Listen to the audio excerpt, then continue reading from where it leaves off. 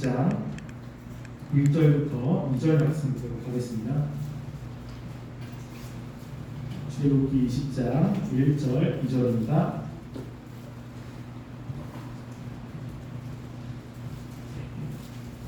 함께 2절밖에 안 되니까 함께 읽어보도록 하겠습니다. 하나님이 이 모든 말씀으로 말씀하여 이르시되 나는 너를 애굽 땅 종되었던 집에서 인도하여 낸 너의 하나님 여호와이니라. 아멘. 볼륨 조금만 줄여주시겠습니까? 네, 우리가 오늘부터 시작해서 10계명을 함께 말씀을 공부하려고 합니다. 우리가 새로 올라온 친구들은 잘 모르겠는데 우리가 작년에 사도신경의 내용을 살펴보았습니다. 사도신경은 우리가 무엇을 믿는지에 관해서 다룬 내용입니다. 우리가 예수님을 믿는다고 그러는데 그럼 우리가 믿고 있는 내용이 뭐냐? 라는 것을 사도신경을 통해서 함께 살펴보았습니다. 근데 우리가 그 다음에 10계명을 살펴볼 텐데 10계명은 그러면 예수 믿는 사람들은 과연 어떻게 살아가야 되는 것인가? 라는 것들을 다룹니다. 그래서 우리가 대한민국 사람이면 대한민국 질서와 법을 따라서 살아가야 되는 거죠. 대한민국 사람인데 미국의 법을 따라서 살아갈 수는 없습니다. 그럼 우리는 대한민국의 법이 뭔지를 알아야 돼요. 우리 1학년 친구들은 초등학교에서 중학교로 올라갔습니다. 그러면 초등학교와 중학교의 그 학교 내에 규칙과 질서가 달라요. 내가 초등학교의 그 질서를 가지고 중학교에 올라가서 살 수는 없습니다. 중학교 올라가면 중학교의 규칙을 따르면서 살아야 되는 거죠. 마찬가지로 우리가 하나님의 백성이라면 그러면 우리는 어떻게 살아야 되는 것이냐 라는 것들을 다루는 것이 바로 10계명의 내용이라는 것입니다. 그래서 우리가 이 10계명의 내용을 앞으로 한 몇 달간 함께 살펴보려고 합니다. 그 전에 중요한 것은 이 10계명이 어떤 배경에서 주었느냐라고 하는 겁니다. 그래서 오늘 10계명의 가장 처음에 서론에 보면 1계명 그 앞에 서론이라는 것이 있어요. 그게 오늘 우리가 읽었던 1절, 2절 말씀입니다. 1절, 2절 말씀에 보면 하나님이 이 모든 말씀으로 말씀하여 이르시되 나는 너를 애굽 땅 종되었던 집에서 인도해낸 내 하나님 여호와이니라 라고 기록했습니다. 누구냐면 지금 이 말씀을 하시는 하나님이 누구냐라고 하는 거예요. 즉 이 하나님은 이스라엘 백성들을 지금 애굽 땅에서 인도해낸 하나님이라고 이야기를 하고 있는 것입니다. 그래서 이것이 어떠한 내용인지를 살펴보려고 합니다. 이것을 살펴보기에 앞서 중요한 것은 이제 창세기로 함께 가야 돼요. 자, 하나님께서 아브라함을 특별히 선택했습니다. 아브라함 아시죠? 아브라함을 선택해서 아브라함에게 주신 정말로 중요한 약속이 있어요. 그 약속이 창세기 12장 1절 2절입니다. 우리 창세기 한번 찾아볼까요? 창세기 12장. 자, 창세기 맨 앞에 있는데요. 12장 1절 2절. 이거 굉장히 중요한 말씀입니다.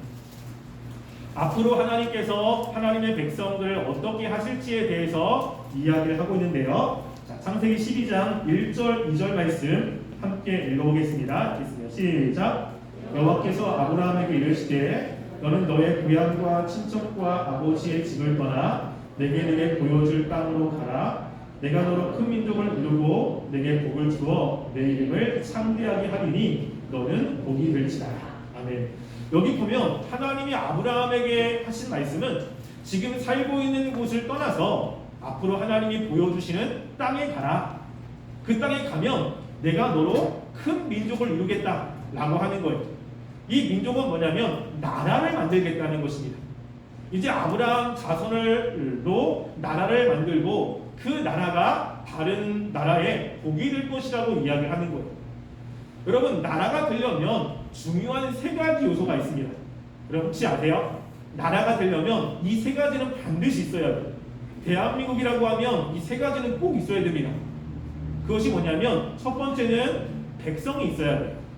그럼 백성이 없는데 나라라고 이야기할 수는 없죠. 꼭 백성이 있어야 돼요. 사람들이 있어야 되는 것입니다. 두 번째는 뭐죠? 땅이 있어야 돼요. 그러니까 땅이 있어야 나라가 되는 거죠. 그래서 백성이 있어야 되고 땅이 있어야 되는 거예요. 지금 여기서 하나님이 나라로 만들 건다고 했는데 중요한 건 뭐냐면 사람들이 많아야 되는 거예요. 그래서 하나님께서 복을 주어 자손들이 많겠다라고 이야기를 하고요. 하나님이 또 땅을 주신다라고 이야기를 합니다. 그 땅에 대한 것은 이 말씀을 조금 더 자세하게 이야기한 창세기 13장 14절부터 18절 말씀 볼까요? 그 옆에 자, 창세기 13장 14절부터 18절까지 이것도 함께 한 목소리로 함께 읽어보겠습니다. 시작. 롯이 아브라함을 떠난 후에 여호와께서 아브라함에게 이르시되 너는 눈을 들어 너 있는 곳에서 북쪽과 남쪽과 그리고 서쪽과 북쪽을 바라보라. 보이는 땅을 내가 너와 내 자손에게 주리니 영원히 이르리라. 내가 내 자손의 땅에 티끌 같게 하리니 사람이 땅의 티끌을 능히 셀 수 있을진데 내 자손도 세리라. 너는 일어나 그 땅을 종과 횡으로 두고 다녀보라. 내가 그것을 내게 주리라. 이 아브라함이 장막을 옮겨 헤브론에 있는 마므레 상수리 숲에 이르러 거주하며 거기서 여호와를 위하여 제단을 쌓았다. 아멘. 여기 보면 조카 롯하가 헤어졌을 때 하나님이 찾아온 거예요. 야, 걱정하지 마. 너가 지금 보이는 곳을 지금 봐라. 그 동쪽과 남쪽과 서쪽과 북쪽을 보는데 그 땅을 다 내가 너한테 줄 거야. 그럼 이 땅에서 너가 나라를 만들 것인데 그 백성이 얼마나 많냐면 땅에 티끌같이 많겠다라고 하는 거예요. 그럼 땅에 있는 티끌은 흙이거든요. 흙을 셀 수가 있어요, 없어요? 못 세죠. 그만큼 하나님이 많게 하겠다라고 하는 거예요. 그래서 하나님께서 이 아브라함을 통해서 앞으로 나라를 만들 겁니다. 그래서 백성, 많은 티끌 같은 그러한 사람들, 그리고 땅은 지금 아브라함이 있는 그 땅, 그리고 나라의 중요한 또 한 가지가 있어요. 그게 뭐냐면 주권이라고 하는 거예요. 나라의 주인된 권리가 있습니다. 그래서 그 나라의 주인된 권리는 이제 하나님이 가지고 계시거든요. 그래서 아브라함을 통해서 하나님의 나라를 만드시겠다고 이야기를 한 거예요. 여러분, 그런데 아브라함에게는 지금 이때 아들이 없었어요. 아브라함 나이가 많았는데 아들이 없는 거죠. 근데 어떻게 많은 사람들을 만들 수 있습니까? 그래서 하나님께서 그 아들에 대한 약속을 한 거예요. 근데 그러면서 또 한 가지 약속한 게 있는데요. 그것은 창세기 15장 13절부터 16절까지입니다. 자, 창세기 15장 13절부터 16절까지 읽어보도록 하겠습니다. 13절부터 16절 함께 읽겠습니다. 시작. 여호와께서 아브라함에게 이르시되 너는 반드시 알라. 내 자손이 이방에서 객이 되어 그들을 섬기겠고 그들은 400년 동안 내 자손을 괴롭히리니 그들이 섬기는 나라를 내가 진거할 거며 그 후에 내 자손이 큰 재물을 이끌고 나오리라. 너는 장수하다가 평안히 조상에게로 돌아가 장사될 것이요 내 자손은 4배 만에 이 땅으로 돌아오리니 이는 아모리 족속의 죄악이 아직 가득하지 아니함이라 하시더니. 아멘. 여기 보면 하나님께서 아브라함을 통해서 나라를 만들 것인데 지금 당장 하시는 것은 아니라는 거예요. 앞으로 그렇게 하시겠다라고 하는 것이죠. 근데 그렇게 할 때 하나님의 중요한 뜻이 뭐냐면 이스라엘 백성들이 다른 나라에 가서 객처럼 지낸다는 거예요. 다른 나라를 섬기는 일이 있다는 것입니다. 그리고 400년이라는 시간 후에 하나님께서 그들을 다시 아브라함이 현재 있는 땅으로 데려와서 이 땅에서 나라를 만들겠다라고 이야기를 한 거예요. 그래서 그렇게 하나님께서 인도한 겁니다. 여러분, 아브라함의 아들 이름이 누구죠? 아브라함 아들 이름 사라는 아니고 아브라함의 아들 이름 이삭이죠. 이삭이. 아들을 많이 낳으면 좋은데 한 명밖에 못 낳았어요. 한 명이 이제 하나님의 자녀로서 나갑니다. 이삭의 아들이 누구예요? 2명. 야곱과 에서. 그런데 야곱과 에서 중에 하나님이 나라를 만들려고 한 아들은 누구죠? 야곱이에요. 한 명. 여러 명이면 좋은데 한 명 가지고 또 만드는 거예요. 여러분, 야곱의 아들은 몇 명입니까? 12명이죠? 12명이 12명이 결혼해서 아들을 낳고 하다가 그 중에 한 명이 누구냐면 요셉이죠. 요셉이 애굽의 국무총리가 되고 이스라엘 백성, 그 야곱의 가족이 다 애굽으로 내려가는 거예요. 하나님이 말씀한 대로 다른 나라로 가게 된 겁니다. 여러분, 하나님께서 그 애굽이라는 나라, 즉 이집트라고 하는 나라에 이제 아브라함의 후손 그 야곱의 가족들이 다 가게 하신 거예요. 그것이 이제 우리가 보고 있는 출애굽기 1장에 나옵니다. 출애굽기 1장 말씀 볼게요. 자, 출애굽기 1장 1절부터 4절까지 말씀 보겠습니다.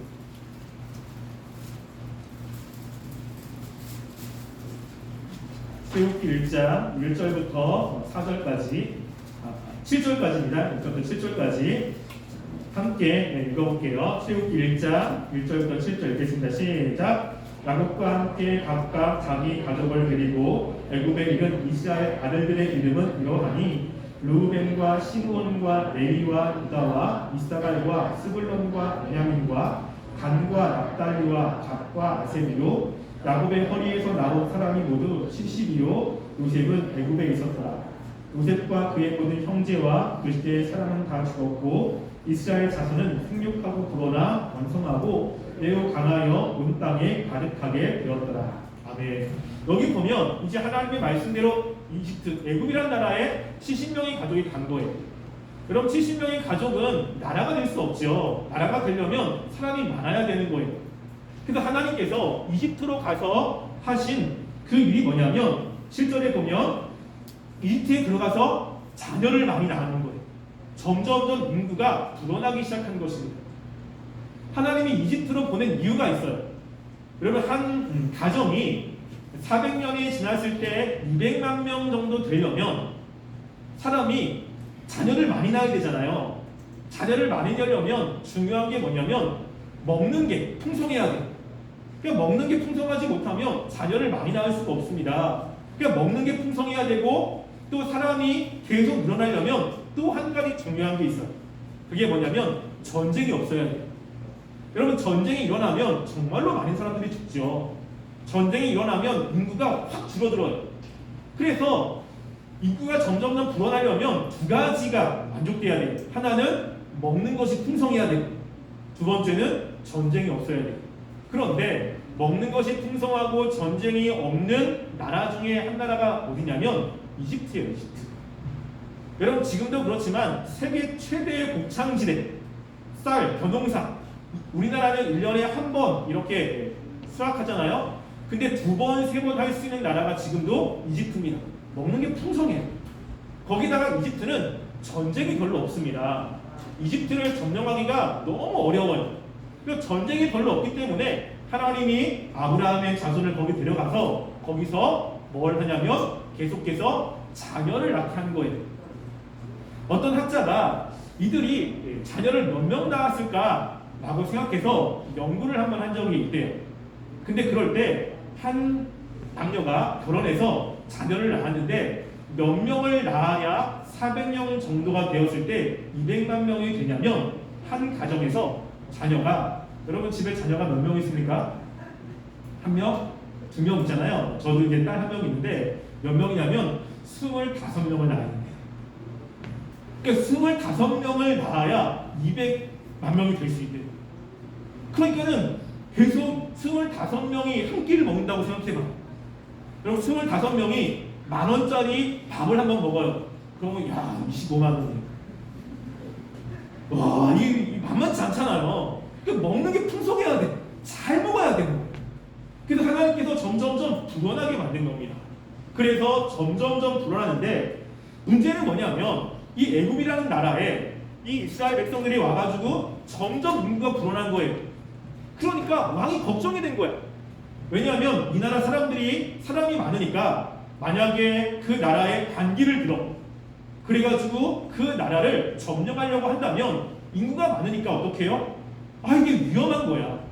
지금이면 폭탄도 있고 비행기도 있는데 이 당시는요 철이 없어요. 기껏해야 화살, 나무로 만들어가지고 사람을 죽이거나 이렇기 때문에 인구가 많으면 야 이게 너무 감당할 수가 없는 거예요. 그래서 어떻게 하냐면 그 왕이 이제 이 인구를 줄여야겠다. 이들을 점점 불어나지 못하게 하겠다라고 생각을 합니다. 그래서 어떻게 하냐면 1장, 출애굽기 1장 12절부터 14절 말씀 볼까요? 자, 출애굽기 1장 12절부터 14절까지 함께 읽어보겠습니다. 시작. 그러나 학대를 받을수록 더욱 번성하여 퍼져나가니 애굽 사람이 이스라엘 자손으로 말미암아 근심하여 이스라엘 자손에게 이를 엄하게 시켜 어려운 노동으로 그들의 생활을 괴롭게 하니 곧 흙 이기와 벽돌 굽기와 농사의 여러 가지를 일이라. 그 시키는 일이 모두 엄하였다. 계속 일을 시키는 거예요. 일을 시키면 자녀를 조금 덜 하겠지라고 해서 계속 고된 일을 시키는 거예요. 그런데 문제는 뭐냐면 일을 시켜도 계속 자녀를 많이 낳는 거예요. 그래서 점점 더 인구가 불어나는 거죠. 안 되겠다 싶어가지고 어떻게 하냐면 또다시 방책을 냅니다. 출애굽기 1장 22절 읽어보겠습니다. 시작. 그러므로 바로가 그의 모든 백성에게 명령하여 이르되 아들이 태어나거든 너희는 그를 나일강에 던지고 딸이거든 살려두라 하였더라. 여기 보면 태어나자마자 아들을 죽여야겠다. 그래서 남자아이를 다 죽이라고 이야기하죠. 왜 그렇죠? 점점점 인구가 불어나는 것을 방지하기 위해서 하나님은 인구가 불어나게 하셔서 아브라함의 그 나라를 만들려고 하고 있는 거지. 이스라엘 백성들이 애굽에서 너무너무 힘든 거예요. 몇 년 동안 400년 동안 종살이를 하게 됩니다. 그리고 나서 하나님께서는 400년이 되었을 때 이스라엘 백성들을 하나님이 아브라함에게 약속했던 그 땅, 그 가나안 땅으로 인도하시기 위해서 출애굽을 시킨 겁니다. 그래서 이스라엘 백성들은 400년 동안 종살이를 했다가 갑자기 자유를 얻었기 때문에 마음이 굉장히 기쁘죠. 그리고 인도한 그 하나님을 신뢰하게 되는 것입니다. 그래서 이스라엘 백성들이 하나님과 함께 출애굽을 하고 하나님이 말씀하신 그 신의 산에서 지금 하나님과 약속을 체결하는 거예요. 그래서 이스라엘 백성들은 우리가 이제는 하나님을 우리의 하나님으로 섬기겠습니다. 우리가 이제는 하나님의 백성이 되겠습니다 라고 하면서 이제 하나님과 이스라엘 백성들이 하나님은 왕이시고 이스라엘 백성은 백성으로서 언약을 체결하게 되는 것입니다. 그것이 우리가 출애굽기 19장에 나와 있어요. 자, 출애굽기 19장 말씀 한번 볼까요? 출애굽기 19장 3절부터 9절입니다. 3절부터 9절 이거 출애굽기 19장 3절부터 9절 말씀 함께 다 읽어보겠습니다. 시작. 모세가 하나님 앞에 올라가니 여호와께서 산에서 그를 불러 말씀하시되 저는 이같이 야곱의 집에 말하고 이스라엘 자손에게 말하라. 내가 애굽 사람에게 어떻게 행하였음과 내가 어떻게 독수리 날개로 너희를 업어 내게로 인도하였음을 너희가 보았느니라. 세계가 다 내게 속하였나니 너희가 내 말을 잘 듣고 내 언약을 지키면 너희는 모든 민족 중에서 내 소유가 되겠고 너희가 내게 대하여 대속한 나라가 되며 거룩한 백성이 되리라. 너는 이 말을 이스라엘 자손에게 전할지니라. 모세가 내려와서 백성의 장로들을 불러 여호와께서 자기에게 명령하신 그 모든 말씀을 그들 앞에 진술하니 백성이 일제히 응답하여 이르되 여호와께서 명령하신 대로 우리가 다 행하리이다. 모세가 백성의 말을 여호와께 전하매 여호와께서 모세에게 이르시되 내가 빽빽한 구름 가운데서 내게 임함은 너는 하나님 것을 백성들이 듣게 하며 또한 너를 명령이 믿게 하려 함이라. 목사가 백성의 말을 여호와께 아뢰었으므로. 여기서 이야기하는 거죠. 하나님께서 모세를 불러가지고 이야기합니다. 모세야, 이스라엘 백성들에게 이야기를 해. 내가 그동안 너희들한테 어떻게 했는지 너희들 봤지? 그 애굽에서 했던 거 또 앞으로 했던 거 다 봤지? 내가 너를 이제 나의 백성으로 삼으려고 그래. 그럼 너희는 내 백성이 될래? 라고 물어봐라 라고 한 거예요. 모세가 그 말을 듣고서 이제 이스라엘 백성들에게 와가지고 이야기합니다. 하나님의 말씀에 자 너희들이 하나님이 하셨던 거 다 봤지? 하나님이 너희들을 책임지는 왕이 되려고 그래. 너희들 하나님의 백성이 될래? 라고 한 거예요. 그럼 이스라엘 백성의 입장에서는 애굽에서 매일 종살이만 하다가 하나님께서 10가지 재앙으로 그들에게 놀라운 것들을 보여주셨고 자유를 주셨으니까 마음이 어때요? 너무 기쁜 거지. 모두가 다 하나님 앞에 제가 하나님의 백성이 되겠습니다 라고 얘기하는 거예요. 그래서 하나님께서는 이스라엘 백성과 이제 언약을 체결하면서 그러면 이스라엘 백성들 너희가 하나님을 믿는 사람으로서 내가 너희들과 함께 생활할 텐데 너희들이 해야 되는 그 규칙이 이런 거다라고 하면서 뭘 주셨어요? 십계명이라는 것을 주신 거예요. 그래서 십계명이는 하나님을 모르는 사람들이 지키는 것이 아닙니다. 십계명은 하나님이 모르는 사람들이 아무리 지켜야 소용이 없는 거예요. 왜냐하면 지킬 수도 없습니다. 누가 지키는 겁니까? 하나님의 백성이 된 사람이 지키는 거예요. 하나님의 백성이 되려고 지키는 것이 아니라 하나님의 백성이 됐기 때문에 하나님이 원하시는 질서와 규칙대로 살기 위해서 이 말씀을 주시는 거예요. 여러분들이 하나님의 백성이 됐다면 우리도 십계명에 있는 말씀들을 가지고 지켜야 돼요. 똑같이는 지키진 않지만 이 안에 하나님이 지켜야 되는 그런 하나님의 원리들이 있습니다. 그래서 우리가 십계명을 보고 또 십계명을 외우고 십계명을 묵상하는 이유 중에 하나가 이 말씀이 하나님의 백성이 된 사람들이 지켜야 되는 규칙과 원리가 있기 때문에 그래요. 그래서 여러분들이 나는 하나님 앞에 잘 살고 싶어, 나는 하나님 앞에 이쁨 받고 싶어, 또 하나님이 원하시는 살고 싶어 라고 한다면 이 말씀을 잘 알고 이 말씀을 지키면서 살아가는 것이 중요합니다. 그래서 우리가 앞으로 이 십계명의 내용을 하나씩 살펴볼 겁니다. 그러니까 여러분들 이것이 어떤 내용인지 한번 잘 생각해 보시고 나는 하나님과 바른 관계 속에서 참 하나님이 원하시는 삶을 살겠다 그러면 이 말씀을 지키며 살아가는 친구들이 되었으면 좋겠어요. 그래서 우리가 이 십계명의 배경이 그렇습니다. 이 십계명은 하나님의 백성이 되기 위해서 지키는 것이 아니라 하나님의 백성이 됐기 때문에 하나님이 우리들에게 원하시는 그 삶의 모습들이 이러한 것이라는 것을 인식하시고 여러분 이 말씀들을 잘 들으시고 그리고 외우시고 이 말씀을 마음에 품고 살아가는 우리 친구들이 되기를 간절히 소원합니다. 우리 이 시간 함께 찬양하도록 하겠습니다.